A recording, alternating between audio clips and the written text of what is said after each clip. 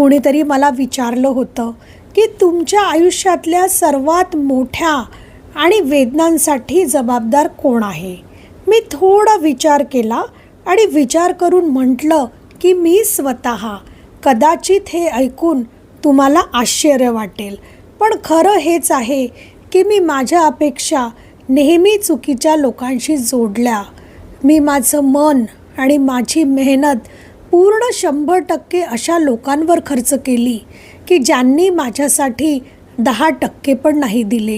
ही सर्वात मोठी माझी चूक होती ना. पण दिवसाच्या शेवटी आयुष्याने मला हेच शिकवलं की प्रत्येक चुकांमध्ये एक नवीन शिकवण ही लपलेली असते.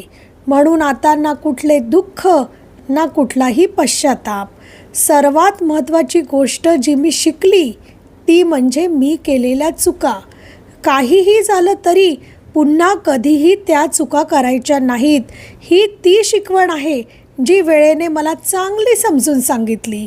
आयुष्य कितीही कठीण परिस्थिती घेऊन आलं तरी आपल्याला मिळणारी शिकवण हीच आपली सर्वात मोठी ताकद बनून जाते.